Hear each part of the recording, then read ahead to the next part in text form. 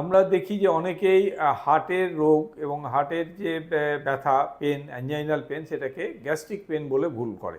তো এই যে হার্ট অ্যাটাক কিংবা হার্ট পেন কিংবা অ্যাঞ্জাইনাল পেন আর হার্ট বার্নটা হচ্ছে গ্যাস্ট্রিক পেন, এই দুটো কিভাবে বোঝা যাবে? তো এই দুটো বোঝা যাবে যে অনেক সময় বোঝা যায় না, কিংবা সব কিছু কিছু ক্ষেত্রে একটা খুব সিম্পল টেস্ট যেমন ইসিজি করলেও বোঝা যায় যে এটা হার্টের জন্য হচ্ছে না, এটা গ্যাস্ট্রিকের জন্য।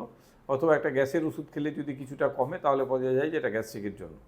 এই হার্টবার্ন কী কারণে হয়? হার্টবার্ন হয় সাধারণত ইসোফেজিয়াল রিফ্লাক্সের জন্য, যেটাকে আমরা বলি জিইআরডি, মানে গ্যাস্ট্রো ইসোফেজিয়াল রিফ্লাক্স ডিজিজ, যেখানে আমাদের লোয়ার ইসোফেজিয়াসে একটা স্ফিংটার থাকে, মানে একটা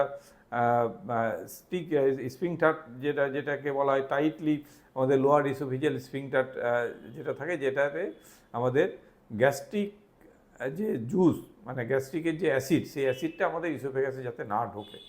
এই স্ফিংটারটা যাদের ল্যাক্স হয়ে যায়, লোয়ার ইসোফেজিয়াল স্ফিংটার, তাদের ক্ষেত্রে কিন্তু এই গ্যাস্ট্রিক জুসটা ইসোফেগাসে ঢুকে ওখানে কিন্তু ব্যথা, একটা বুকের কাছে ব্যথা, ঢেকুর তোলা এবং হার্টবার্নের টাইপের সেন্সেশন হতে পারে। তো এইসব ক্ষেত্রে বিভিন্ন রকম মেডিসিন আছে, খাবারের পরিবর্তন, খুব স্পাইসি খাবার না খাওয়া, মেডিসিন নেওয়া এবং পর্যাপ্ত পরিমাণে জল খাওয়া, এবং খাওয়ার পরে সঙ্গে সঙ্গে ফ্ল্যাট হয়ে শুয়ে না পড়া।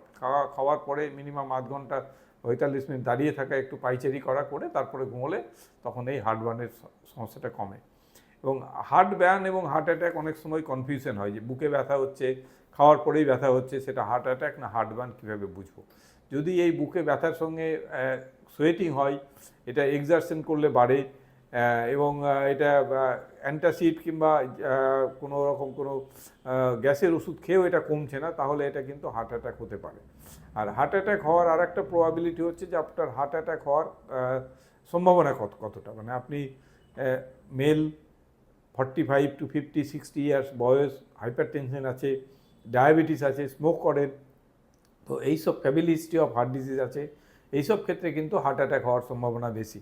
তো এই রকম যাদের pre existing condition of heart disease আছে, তাদের ক্ষেত্রে বুকে ব্যথা, বুকে যন্ত্রণা কিংবা হার্টবার্ন টাইপের যে সেন্সেশন, সেই সেন্সেশনটাকে লাইটলি নেওয়া উচিত নয়। তাদের উচিত কোনো জায়গায় গিয়ে একটা ইসিজি করা, কোনো সময় ট্রপটি টাইপের টেস্ট করে দেখা যে তাদের আদৌ হার্ট অ্যাটাক হয়েছে কিনা বা হার্টের কোনো প্রবলেম আছে কিনা। প্রবলেম থাকলে তাদের সেইভাবে চিকিৎসা করা।